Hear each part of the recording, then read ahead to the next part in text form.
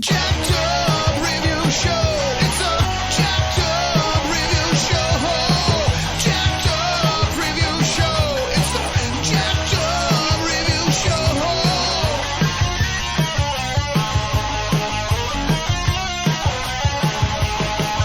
Join us as we cover many an insane movie and numerous cult TV phenomenons. Are you ready to get jacked up? Are you with us? Then listen on. Listener discretion is advised. It's a Jacked Up Review Show. It's a Jacked Up Review Show. Jacked Up Review Show.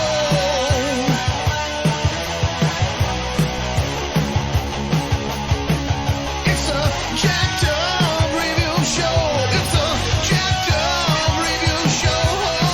Jacked Up Review Show.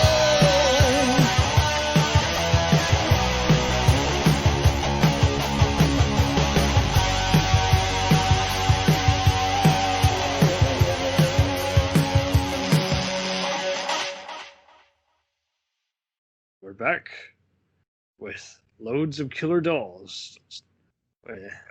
Helping me tackle this is Shelley Kaehr. All right, Cam. Thanks for having me on the show.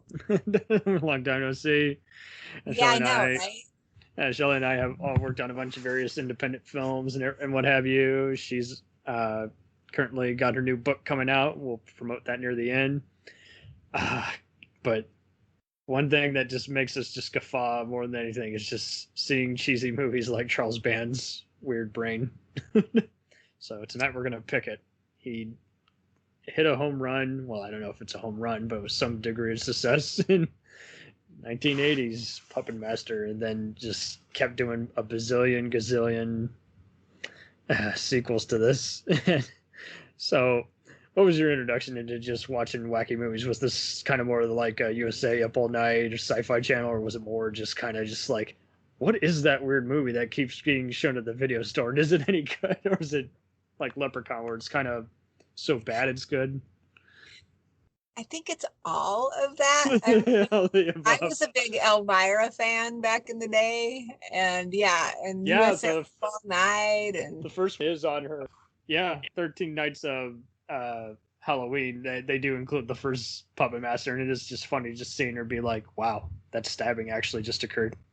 What the hell is that? exactly. It is. It's so wrong. It's right. You know what I mean? It feels good. And I was at that was it Comic-Con or that horror festival that they have in Dallas? I met Charle Band, and you look at him, the guy looks pretty normal, but you go, okay, this is the creative genius behind zombie strippers. I mean, right. every Puppetmaster. It's like, oh my goodness. I see fans discuss. Hold on, are you hearing that echo? No. Okay, then it's just my computer then. Anyway, like you say, it's just wild how this is its own canon, and they made comics of these action figures for a while. They were briefly distributed by Paramount before losing the contract before '93 or something, and it's wild what kinds of actors they would get. Just people from every kind of B movie, Star Trek type shows, Gremlins and Wishmaster type movies, even Phantasm, and they would just all cameo in these wacky movies like it was no different than making any other kind of theatrical movie. And I think that's what's interesting. It was a family-owned business, and in the book, it came from the video aisles. They do discuss how it was very friendly. No one ever really fought, or there was only like 2 people who just had to be let go midway through production because they just were not following any kind of producer instruction, Right. But yeah, compared to Roger Corman, I definitely don't get a sense that, he's marketing to very questionable, shady people. You know how Corman would often be like, oh, I got to have some kind of mutilation scene or rape scene. Is like, he wouldn't have to even go there. He would just be like, I'm just going to have a wacky movie and we're going to have outrageously stupid puns, We're going to pretty much just keep making what I've been making since '86, like Terror Vision, From Beyond, all that shit. Just clog up the Showtime programming market. Yeah, it's good stuff, man. And I think it's so simple, right? But there's an art form here. Yeah, Hello. well, that's what's kind of funny too. You look at even some of the special effects people, they would work on various other stuff for like ILM or even Babylon 5. They were used to working on any kind of movie and just getting it done. And I guess you could say even if sometimes when the puppets are kind of shoddy, they're still kind of amusing. And I mean, I would never watch these in front of people. I mean, they're just kind of, you got to know your audience. So like I could watch it with you or someone else, but I probably couldn't watch it with my family because they would be like, Cameron's a psychopath. Why does he find this garbage funny? I'm like, well, that's kind of it. Some of it's kind of funny because some of it's not, and other stuff it's kind of like, I don't know why. That's just kind of just very stupid amusing. I don't know why. It's a stupid R-rated Saturday morning cartoon is, I don't know how else to describe it. We need that, man. We need a good laugh. I mean, definitely needing a good laugh this year. I'll tell you that. Something. And Right? I guess you could say it's kind of like Peter Jackson's Bad Taste, or I guess a weirder version of the Muppets. I don't know how else to describe it. Muppets gone astray. You're right. Muppets gone apeshit. Program kill. I think movie. So I guess I'll just go through all these real fast. There's no point in saying how many of these are because you just won't even be able to know it from even just a glance. So basically, it crosses over with the demonic toys and bad channels and Tallman properties by Full Moon. We're gonna just cover the main movies. So movie number one is it's pretty downright serious, and yet it's not really creepy, and yet kind of how it's shot kind of does enforce some kind of unusual can't look away kind of notion, if that makes sense. Right. This still commonly shows on AMC, which surprises me. I mean, I don't know how you edit it. I remember seeing a guy get hacked away at his feet. I was like, whoa, what's this? There's apparently People watch it though. That's the thing. Or they wouldn't show it. So hello, there's a lot of people out there doing this, even if they don't want to admit it to their friends. I mean, let's face it. Oh yeah. Right here. Apparently there was even a 3D version of this, and it was filmed for just in $80 to $600,000. That's pretty interesting. So I think we can all agree it just got our attention. So I mean, movie number two, I mean, how does that kind of fare? Because that kind of pulls a Norman Bates and just picks up right up after chronicling the house. I guess upon rewatch, this one was just kind of watchable, but it was kind of dorky and took its sweet time. Thoughts? Yeah. I mean, I guess it's well. I mean this hasn't stopped the Puppetmaster franchise, but usually the first one is kind of, it's a surprise, so therefore that makes it better just by the fact you don't know what you're going to expect. And so by even number two, maybe you're going, okay, well, here we go again. Number two. But again, hello, we're still watching this stuff, Cam. So I mean, even when it's slow, you're still saying this is just so wonderful. What's funny is I couldn't even convince other people to watch it with me. They're just like, "Yep, no, you're on your own on this one." And I was like, "All right." Movie number three, I think, stole the show because I mean, it was just weird just having it be in a World War II kind of scenario, and the main Nazi scientist is played by none other than Richard Lynch, who, again, in classic scientist mode, didn't intend for them to betray his master. That was cool. And what's even weirder, I think, is just this is definitely where it kind of rivals Trancers in just the more we give you a weird backstory, the more you're just going to start just gut busting. You did not just go. So movie number four, I didn't really remember much. But I still found it pretty watchable. It had some decent Canadian actors, Gordon Curry, Chandra West, and it kind of took its sweet time going anywhere, but it was laid back. Movie 5, I think, was kind of even weirder because I mean, had the same people, and they were like, they must protect their new master from a demon god that created the secret of life. I was like, what? Okay, I believe you. Yeah, that was cool. I guess it's, I mean, you look at this franchise, or you look at like Sharknado is another good example. The first one was just like, oh my God, this is amazing. And yet it just went down the tubes from there, but we keep watching this stuff because it's just so shocking. We just can't even believe what we're watching half the time. If I had to tell you that how many of these were made, people would still be like, but are any of them good? And it's like, well, it depends on what you define as good.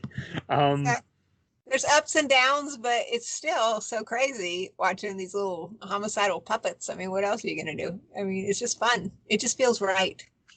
What's weird is it does feel right, but I don't even think. Do you recall any of their names even being said? I don't recall any of them being said.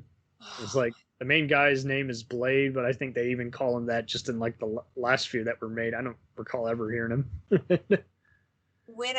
When they did the remake in Dallas, I remember, I can't even remember off the top of my head what they are right now, but that kind of brought back some of the names because maybe because the producers were saying it on the set. I mean, I don't know. And they just kind of assumed that everyone knew who they all were because, again, it is a cult phenomenon, whether you like this or not, whether you think this is trash or not. There's a whole group of people. Absolutely. Eccentric people who really like this stuff, and they really know the names of these puppets. Apparently, I mean, they've got pretty simple names to remember. I did think Curse of the Puppet Master, which was in '98. That's where it kind of just got lost in the two, where it's like, wow, they didn't market it well. They definitely rushed it. Retro Puppet Master in '99 was like the first PG-13 installment, but you gotta just watch it, the Riff Tracks version of it, because I mean, there's just something just very goofy about its trashiness. It's like just the slow motion, everything. The tone is all everywhere. The first version, they did do versus Demonic Toys. What was your take on the 2004 version of that? That was pretty cool. I mean, my bad. They did the Doll Man versus Demonic Toys, but this was the second versus match. And they had, of all people, Corey Feldman. Wow. Yeah, there's that. That's rich, you know. But I mean, he draws a crowd too, everyone. I mean, let's face it. It's also easily like the less violent, but I remember some people saying, "Oh, this is so violent." I'm like, I don't see anything violent about this one. Not even. I mean, even the sound effects they make, there's lasers shooting out of them. I'm like, good God. Now this is where it's at, I guess. I don't know that it's, I don't know. I guess I don't think it's violent. I mean, for what it is. I mean, I guess. Right. This is not Hallmark Channel, kids. Come on. You know? Right. But I mean, it was just even so cartoonish by that point. I'm like, this is like the least violent of the whole saga that you would even have to remotely worry about. May not be PG-13, but it's definitely not hard. Right. I liked it a lot better than other people were saying it. They were just like, oh, it's a slow burn. I'm like, I don't know, man. It pretty much got instantly to the goofballness of it all. So, I mean, may not be Freddy versus Jason or Alien versus Predator, but it's not, I don't know. Don't you think these movies have like a beat? Like, you need to have a killing. You better have a killing within the first 10 minutes or you're done. I mean, with any of these, don't you think? It is kind of like, less. I think you're on the point, on the money. It is kind of like stand up. You better have the rudest joke you can think of for us to even, still stay in the front seat and not walk out of the club. Or better yet, like, your entree better be really killer if you want us to stay for Thanksgiving, shit like that. It's just, yes, it's that kind of goofiness. Your best few bits. Ironically, I don't even think the best few bits are in the first minute, but I mean, it doesn't really waste any time. It just kind of just has people just walk around being very goofball, and it's like, oh yeah, there's a battle going on. This is at least like Placid versus Anaconda levels of goofballness. Now that's my favorite series. I don't Absolutely. think about how many bazillions of times I've watched that, but yeah. I mean, I don't know. People can say that's a slow burn, but I mean, as long as there's a little killing going on, I mean, you got to set it up for at least a few minutes so we know where we're at, and then, just get right into the homicide. Definitely the homicidal puppets, but I mean, we want some kind of sense of just fun too, and I mean, it only gets to be a chore if you're just kind of looking around everywhere and you're like, I don't even know if I should care. Exactly. I mean, this is popcorn, people. I mean, they know what they made. I mean, they made the Ginger Dead Man, for God's sake. So, I mean, yes, that's a real movie. Look it up. Puppetmaster's Axis of Evil kind of goes back to part 3 of just doing another origin story set during the First World War. This one took its sweet time for me, but I didn't find it all that boring, surprisingly. Filmed in LA. This is about when he transfers the rights. Actually, kind of did that already with the Versus movie, but this was like the first of the 2010 movies. And I think you were on. Well, actually, no. Then they did Puppet Master 10 Axis Rising, and that was so close. But even though it had Charle Band returning as director, I couldn't get into it really. Now you were in actually after this one, then there was Axis Termination, which is also a real chore. Don't be surprised, guys. There's plenty of other movies they did, but to add to the confusion, it's because they did a lot of compilations, basically, and for those who just wanted the best of moments, all the killing bits. And then the one you were in was the last one they made, 2018's The Littlest Reich. Oh my God. Was that really 2018? That feels like an eternity ago. Maybe because we've been locked in our houses for a year. I don't know. But that was literally, I'm a writer, so I like to get out of my house just because I need to see human beings, and I like to be quiet and observe people so that I can go home and write about them, basically. And so that's why I like these movie sets. I have to say that was the most fun I have ever had in my life. It was just watching blood and guts and puppets, and I mean, they bloodied everybody up. Of course, I had some wonderful scenes, Cam, but they were all left on the cutting room floor, so you can see my dead body out in the traffic circle in front of the hotel after a puppet, wailed on me, and I had blood all over my clothes. Oh my God, that was wonderful. I have never had so much fun. Yeah, there's like a whole bunch of bodies that pile up at the front. Yes, that's me. I thought they were going to show this dramatic exit from the hotel, but hey, guess what? This is Hollywood, kids. It didn't happen. So that was cool. That was filmed at the Ambassador Hotel in Dallas, which creepily, they thought that place was really haunted in real life, and then the place burned to the ground. Jesus. Yes, because the owner helped them film, and then I guess it burned, so it's not even a thing anymore. But it was so creepy in there, man. It was a perfect setting. I heard from a guy who used to work there. I won't say it because I don't want him to get in trouble, but I knew he heard from other people that they were just pleased with the formula. But to be fair, I mean, there's some moments in there. I mean, they got Tom Lennon from Reno 911. Yes, he's amazing. He's funny. I bet. I mean, how could he not be? I mean, yeah, I got to talk to him. He was very nice. His family was wonderful. So. Oh, really? Okay. Yeah. I was actually his real life son. His wife and his son were there, so I was going to play the mother of his son. And so I was holding his son's hand while we were walking out of the hotel. I thought maybe they would show us doing that, but they didn't. But if you see in that movie the part where the little boy is getting pecked and then he gets rescued by the guy at the end, that is Thomas Lennon's son. So he's in the credits. If people look at that on the Internet Movie Database, they'll see he was a really nice little boy, and his wife was real nice too. So that was awesome. I was like, oh my God, this is wonderful. That's the other thing I like. I mean, these celebrities, a lot of them are just so cool. We like Charles. Hang out. Yeah. No, that's great. How many days was that filming total? Because I know they did some reshoots. I don't know if some of it filmed in Oklahoma, but I don't know. I think I was only there like 2 days, but I think it was several weeks because I had been doing. They had The Gifted that was filmed in Dallas, the Marvel comic one. So I was in that one, and I met some people there who hooked me up with the Puppet Master. Shit, yeah. So I had just gotten done doing that. Another one where I didn't see myself at all, but if you ever watch it and you're looking in the cafeteria when the creatures break the glass and come into the basketball court, I was in there. Hello. I mean, this is Hollywood though. Like I said, I got fed. I hung out. I met people. I didn't really do a lot, and I made some money. So it was very exciting. Hey, there you go. Yep. Kind of good. I can't wait till we get out of this nonsense because it's been so hard on the film industry to be able to go out and see people in real life. I mean, what a drag.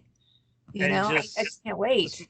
This much carelessness and recklessness, it just gets to your senses after all. It's like, okay, guys, don't have all day. It's right. Yep. So hopefully we'll get more stuff going on once we get past this strange pandemic that we're going through right now. I hope. So. I don't think we'll get past it, but I think everyone got it for their head. We can't have this happen ever again. No, we can't. The other thing, even before that, though, I think the state of Texas has had a lot of real challenges in the film business, just getting the permissions to do things, which is really stupid. I mean, I just hope we can really open this up because it creates a whole economy, jobs, and like I said, at least free lunches for many, many people in town. Free lunches. We might want to go get a meal, I mean, I'm just hoping that will start to expand and open up and we can get some more filming here once it is safe to do so. That's what I'm really hoping for. I hope so, because right now it seems like there's a lot of private events, elite stuff, and I'm like, let's not be elite. Let's have something for everybody. If you want to stop dealing with, crappy people and everything, then you got to fix the roads, fix the neighborhoods, and allow for more jobs instead of, no, I don't want anyone to have a piece of the pie. It's just like, where's all this competition that's not even there coming from? Yeah. Absolutely. It's going to be interesting. We'll see how it shakes out. But I do have to say that was one of the most fun adventures. I bet. Up on a sidewalk. I mean, my God, it was a dream come true, Cam. I mean, and it had to just be fun. I mean, because you didn't have to think about anything. It's not like there was many lines. It's just a wacky movie, and you just got to run out and scream, and then lay on the ground and let dump blood all over you. Oh, this sounds wonderful. I love a job where I don't have to think. I mean, that's great. I don't know. It just makes me happy. Yeah, I mean, it's all mindless. And I mean, like you say, it's just relieving to do all this pretend and just everyone's just feeling it. Just like all this sense of just harmlessness. And that says a lot. I know the Cinestate guys ran into a scandal not long afterwards, but that one I didn't hear anything bad about behind the scenes, and it's good to have you confirm that. So I thought they were great. I mean, they were really just a ton of fun to work with, and I loved every minute of it. So for sure, I thought it was just amazing. I just want to do more. I want to do more. People go, well, gosh, you're just an extra. That's not that much. I just think it's relaxing. I don't know why. I mean, if I'm writing, I got to think about stuff. I don't need to think about stuff when I'm hanging out. And you can watch I like to watch the production crew and everything. And they were just so enthused about it. They really there is a group, Cinestate, who loves the Puppet Master. They adore it. And you can tell. And they really made a really blood and gore feature film that was not even suitable for prime time. Oh, no. Which I thought was very gutsy. I mean, they could have, homogenized it and they could have probably gotten wider release, but they went with what their passion was and the way they wanted to do it. So I have a lot of respect for that as well. They didn't even submit it for an R rating. There's no way.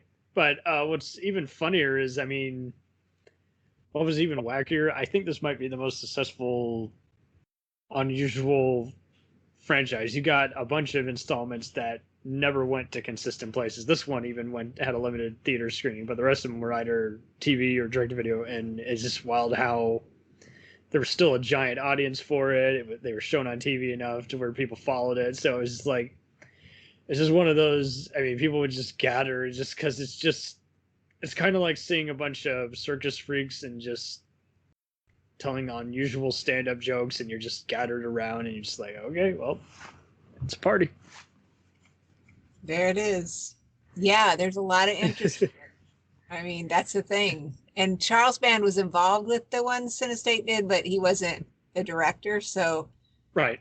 I don't know. But the guy who wrote it, he was just passionate about it. Everybody there loved it. And it just goes to show, if you're that passionate that you're going to put that much energy into making a film, it just goes to show this is a cult phenomenon, whether people like it or not. So people might as well try it. You know, sometimes we need to laugh. We need to see ridiculous things that are not real. Okay. Right. I think we see a lot of ridiculous things. They're real. We don't want those. We want some homicidal puppets. Come on.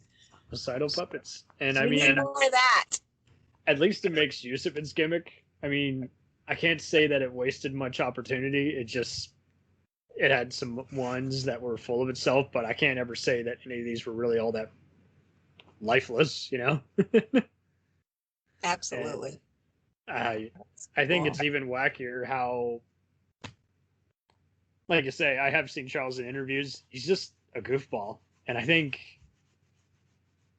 that's something that's kind of missing. We need someone, the money man, to also be the creative force, some fashion. And I mean, for God's sakes, he got all these other actors and other comedic performers and sitcom people to just appear in his films. So, I mean, he keeps saying, you know, hey, you watched it. I keep making them. It's just like, so. There it is. And if it was that easy, believe me, everyone would do it. There is a talent to being this good and bad at the same time. Right. I mean, zombie strippers. I mean, really, I love that. I mean, that is insanely I didn't know he did that one. Oh, it's wonderful. Yes. When I met him at the horror festival or whatever, I said, oh my God, it's the man behind Puppetmaster and zombie strippers. He just laughed, you know, kind of like, I'm laughing all the way to the bank. I'm loving it. So that was just cool. That's a good one. That's great. So, if only he could do a knockoff of like Gremlins and Jurassic Park and have them duke it out. That would be funny. that would be very cool. But he probably won't. Yes. Yeah, I'm not seeing him on the crew, but I have no doubt that Full Moon or whatever probably distributed it at one point.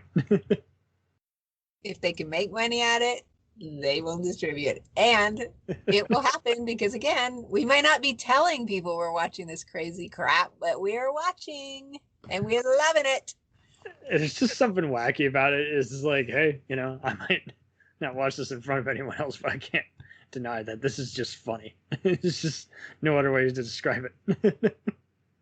Yes. Yes. Shocking and funny. I mean, does it have, aside from seriousness, I mean, what did you expect? I mean, I think keeping the expectations pretty low with all of these movies would be probably, you know, advisable. oh yeah.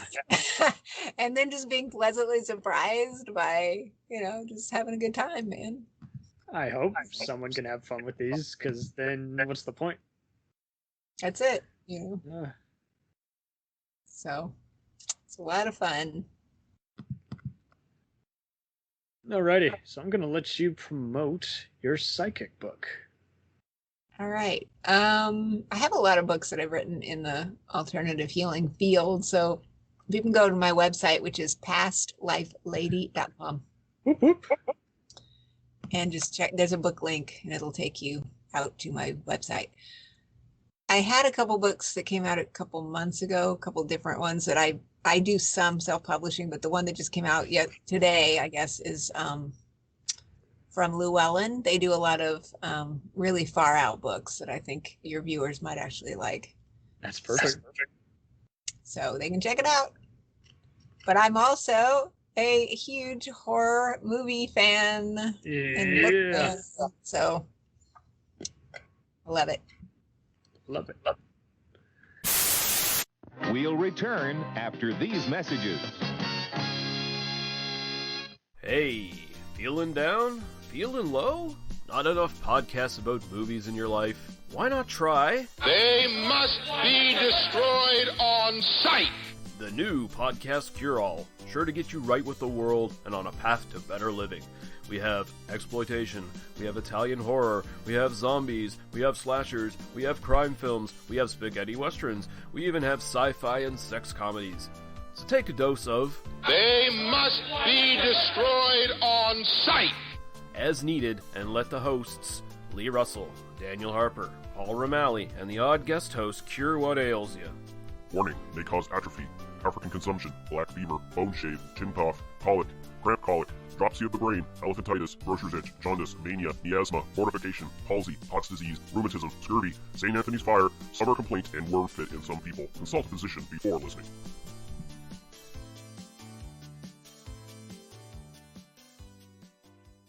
Hey, I heard you like movies. I heard you like to hustle. I heard you like podcasts. Well, guess what? There's a podcast for you out there called The Home Video Hustle. Damn right. Every Friday, we talk about whatever movie PJ picks out the bag. What does that mean? Every Wednesday on our YouTube page, I put a bunch of movies in a bag, and PJ picks one out at random. And then we just watch it. We talk about it for maybe like an hour, hour and a half, 2 hours, whatever we feel like doing, wherever the conversation leads us. But do we actually talk about the movie? Most of the time. Ah, Tangents galore. yes. So believe me, we may be a movie podcast, but it's not always about movies. We might talk about video games, Music. Yeah, that's the big one. Music. Sometimes we might get a little bit of politicalness in there. Yes. Sometimes we may just, we know what we like to do. We like to tell stories, PJ. Yes. I am the master storyteller Yes. of the podcast realm.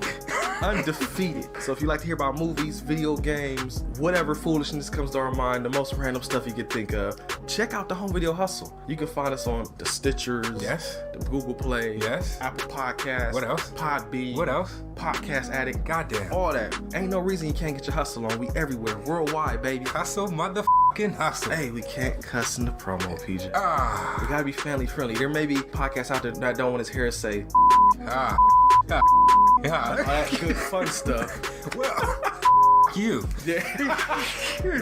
don't run the listeners away, PJ.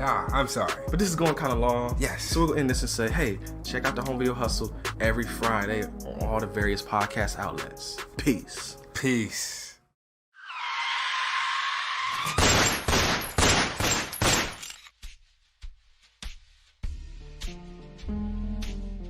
As far back as I can remember, I always wanted to be a gangster.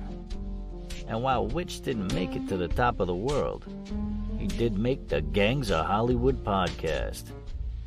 So join the gang and enjoy a movie review podcast about movie gangs, gangsters, mobsters, and the mayhem they cause.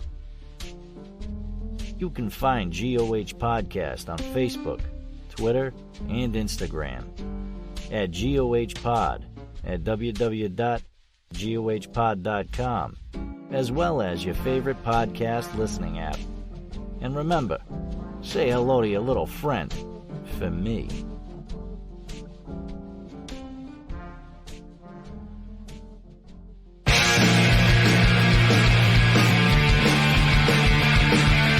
If you take two old punk rockers who are past their prime, put them in front of a movie screen and give them a podcast, what do you get?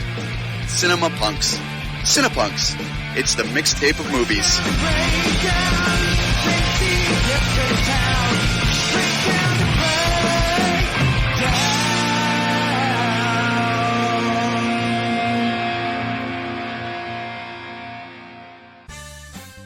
Did you ever see a film at such a young age it left you traumatized with cinematic wounds? Necrophilia. It's a dead issue, man. Don't push it. Cinema Psyops is a weekly podcast documenting an ongoing experiment on the mind of an unwilling test subject.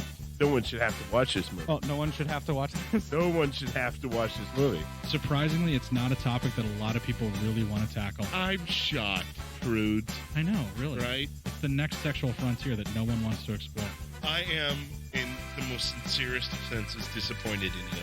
It takes a powerful goddess like Connie, jam her arm down the monster's throat and kill it. Oh, I'm still tripping out over that. Even as a kid, I was like, I gotta find a girl like that. Every week, I get a new look of disappointment that I never thought I could get out of. Unimaginable. At 12 years old, you should not be watching this movie. Obviously. At 13, you should not be. 14, you shouldn't be. I'm not entirely sure even 17-year-olds should be watching this. Just because you're offended by something doesn't mean that you have the right to demand that it doesn't exist. Watching this film again, I had all of this like little nerd glee with everything that kept little popping history up. doll popping up absolutely. at you. So I totally loved this film. Hey, I know why you couldn't see that. It's because your brain's warped from watching this shit at 12 years old. Yeah, this is a rough movie. I told you ahead of time when we were getting ready to do it that it was going to be a rough How could you watch one. this shit at 12? Because physical wounds heal, cinematic ones don't. Listen to Cinema Psyops.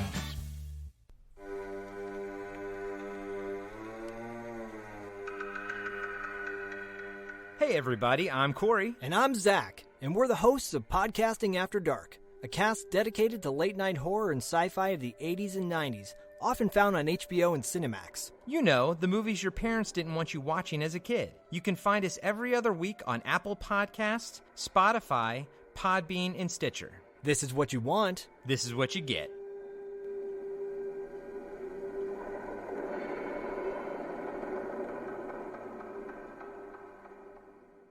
It's time, let's check our cue, baby. Pair it with a couple brews, baby. We love good movies. We love the bad ones too. So we watch them all and pass their lessons on to you. Oh yeah.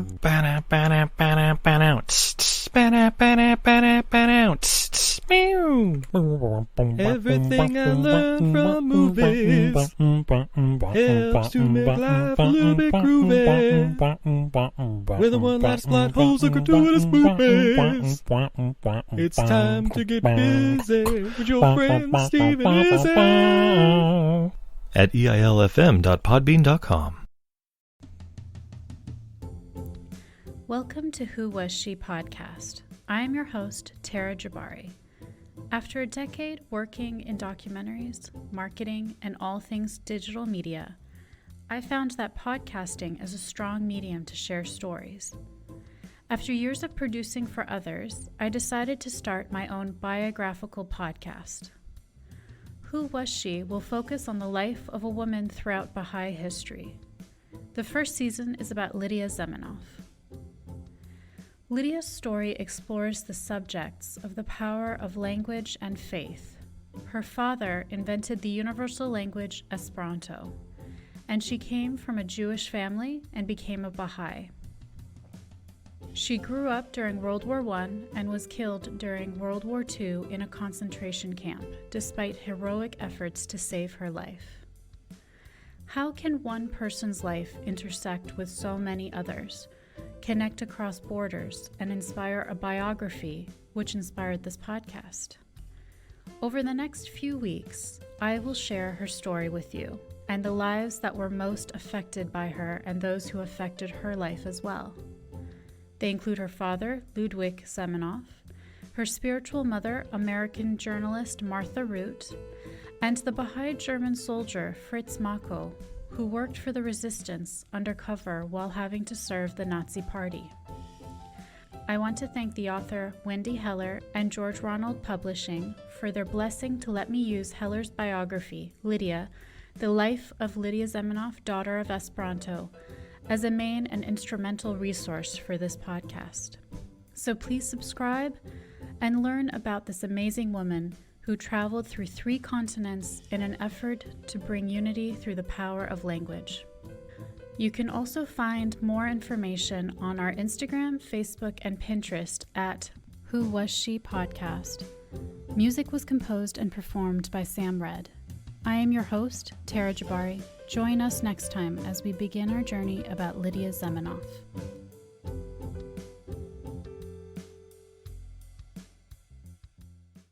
Hi everybody, it's Mac Jackson.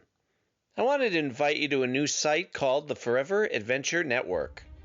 This website has everything: pictures, videos, blogs, There's original music by Harmony Constant, 2 podcasts. One is the MacGyver podcast, where we celebrate Richard Dean Anderson, his iconic roles, and how it's influenced our lives. There's episode discussions, interviews, and life conversations. The second podcast is the Never Gets Old podcast, where we celebrate all the best things that we love in life, from TV, movies, music, and comics. The site is also the home for the MacGyver SG-1 audio series, an ongoing adventure series that continues the adventures of MacGyver and SG-1. There are also multiple stores to choose from for all of your pop culture and adventure needs. Come on by and check us out today. And thanks for joining the adventure. Are you sick of the same old stale podcasts?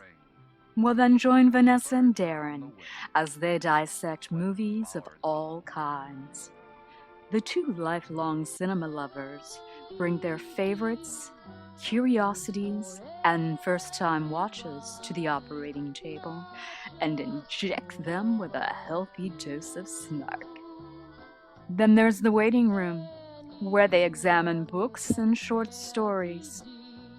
So just look for them on Apple Podcasts and where fine podcasts are available. They're part of the Legion Podcast Network. Follow them on Twitter at VDClinicPod. Join them on Facebook at facebook.com/groups/VDClinicPod. Or email them at vdclinicpod@gmail.com. They're ready to cure what ails you. And still, they just might be a little contagious. We now continue with our program.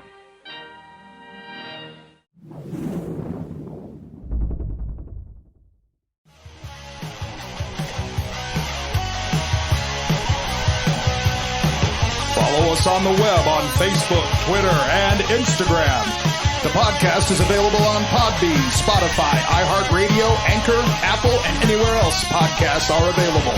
Feel free to review our show and leave comments on any of those sites. Thanks a million for listening. It's a jacked up